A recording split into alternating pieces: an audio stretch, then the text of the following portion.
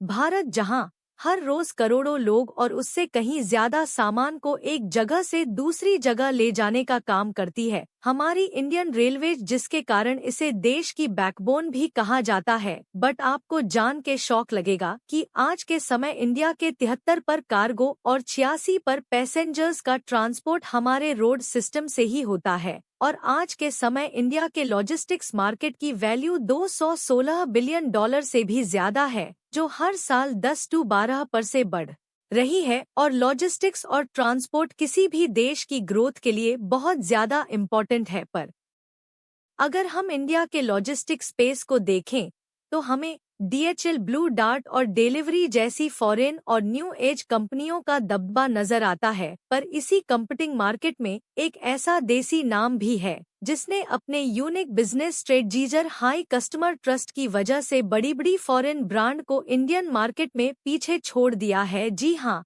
मैं बात कर रहा हूँ VRL यानी कि विजय आनंद रोड लाइंस की, जिनके पास आज के समय में 5,500 से ज्यादा ट्रक की फ्लीट है, जो इंडिया में हाईएस्ट है। और इसी कारण से इनका नाम लिम्का बुक ऑफ रिकॉर्ड्स में भी दर्ज है। और आज के समय में VRL ग्रुप की वैल्यू 6,000 करोड़ से भी ज्यादा है। साथ ही वो हर साल 2,800 करोड़ से ज्यादा का रेवेन्यू भी जनरेट कर रहे हैं।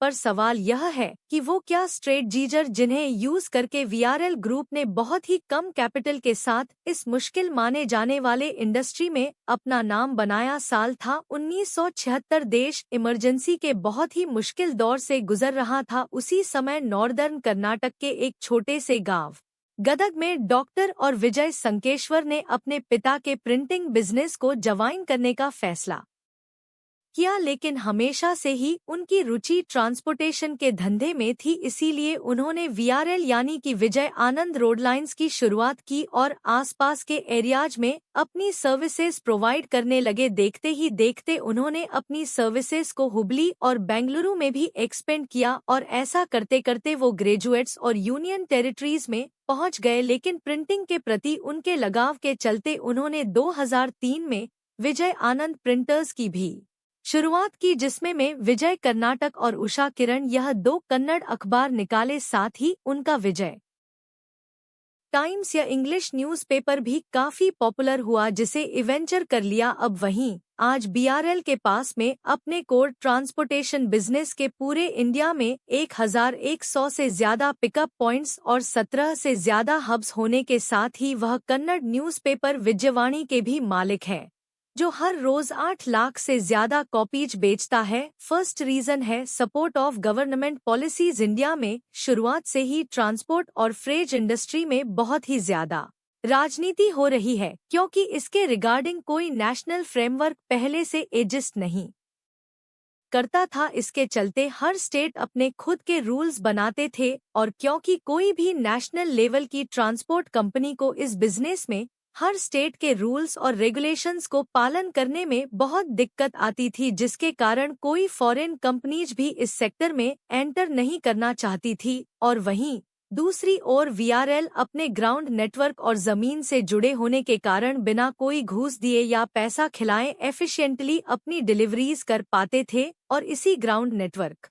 का फायदा उनको तब मिला जब गवर्नमेंट ने लॉजिस्टिक सेक्टर में कई की चेंजेज किए, जैसे कि ई-वे बिल वॉइसिंग और fast tag and GST based toll collection. साथ ही हमारे प्राइम मिनिस्टर नरेंद्र मोदी जी का सपना है कि 2030 तक इंडिया को वर्ल्ड की 3rd लार्जेस्ट इकोनॉमी बनाना है, जिसके लिए डोमेस्टिक मैन्युफैक्चरिंग का एक क्रिटिकल रोल होने वाला है। पर किसी भी कंपनी को इंडिया में वेज सेटअप के लिए चाहिए सस्ता ट्रांसपोर्टेशन, पर यही ट्रांसपोर्टेशन कॉस्ट इंडिया में प्रोडक्शन के 12 to 14 पर है, और वहीं चाइना में यह नंबर टोटल वैल्यू का 728 पर है। इसीलिए गवर्नमेंट ने 2021 में NLP यानी कि नेशनल लॉजिस्टिक सब पॉलिसी और नेशनल स्क्रैपेज पॉलिसी को अनाउंस किया, जिसके अंदर वो कंपनीज को उनके ट्रांसपोर्टेशन कॉस्ट में सब्सिडी प्रोवाइड करेंगे और स्क्रैपेज पॉलिसी के अंडर 15 साल से पुरानी कोई भी पैसेंजर और कमर्शियल व्हीकल जो सरकार के एमिशन नॉर्म्स को फुलफिल नहीं कर पाएगी उसे स्क्रैप कर दिया जाएगा और इसी का सीधा फायदा होगा वीआरएल ग्रुप को, क्योंकि करंटली उनके फ्लीट में 4,800 के करीबन व्हीकल्स हैं।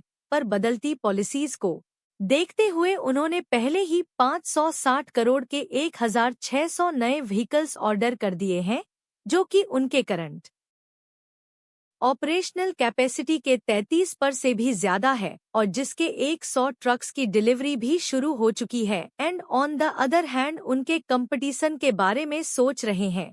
इसके कारण उन्होंने कोई ऑर्डर्स अभी तक दिए ही नहीं हैं और दिए भी होंगे तो उनके डिलीवरी आने में काफी समय लगेगा, जो कि वीआरएल को बाकी कंपनी से एक अनफेयर एडवांटेज दिलाता है। सेकंड रीजन है profitability and sustainable business Delhivery BlackBuck Rivigo. ये है इंडिया के कुछ टॉप लॉजिस्टिक्स स्टार्टअप्स जो कि लाल ही लाल है, पूरा ठेला लाल है, मतलब कि सभी के सभी हैवी लॉसेस में ऑपरेट कर रहे हैं, जिसका कारण है अनसस्टेनेबल बिजनेस मॉडल और नेगेटिव कैश फ्लो। होता क्या है कि मोस्टली ये कंपनीज ऑपरेट करती हैं B2C बिजनेस मॉडल पर, जिसमें ऑर्डर सामान को पिकअप पॉइंट से पिक करने से लेकर कस्टमर के डोर स्टेप तक डिलीवर करना शामिल होता है, जिसके कारण इसमें मल्टीपल पार्टीज इन्वॉल्व होती हैं और इसी के साथ ही इंटेंस कंपटीशन के कारण मोस्टली इन कंपनीज को लॉसेस में ही ऑपरेट करना पड़ता है। On the other hand VRL group focus करता है B2B सर्विस पर, जहां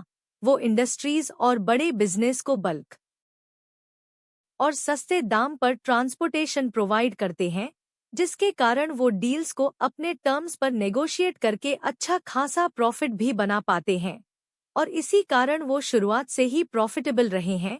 और पिछले साल जब मोस्ट कंपनीज लॉसेस रिपोर्ट करके रिसेशन के कारण एम्प्लॉयज को फायर कर रही थी, उसी दौरान वीआरएल ग्रुप ने 24 करोड़ से ज्यादा का रेवेन्यू जनरेट कर 160 करोड़ से ज्यादा का प्रॉफिट भी बुक किया, जो कि लॉजिस्टिक्स जैसे सेक्टर जहां ज्यादा कैपिटल इवॉल्व होता है उसके लिए बहुत इम्पोर्टेंट और जरूरी भी है। और अपने इसी परफॉर्मेंस के चलते वह 2016 में वीआरएल को पब्लिक भी ले गए, जहां पहले ही दिन इनकी बम्पर ओपनिंग हो गई। और इसके बीच थर्ड रीजन है VRL groups unique operating model. Like other industry players, VRL group भी हब एंड स्पोक मॉडल पे ऑपरेट करता है, जिसमें एक सेंट्रल हब जो कि जनरली किसी बड़े सिटी में लोकेटेड होता है, वहां से सारे गुड्स को लेकर स्पोक्स यानी कि डिफरेंट लोकेशंस तक पहुंचाया जाता है। पर इसी मॉडल को एक स्टेप ऊपर ले जाते हुए वीआरएल यूज करते हैं LTL टेक्नी। LTL यानी होता है less than truck load model.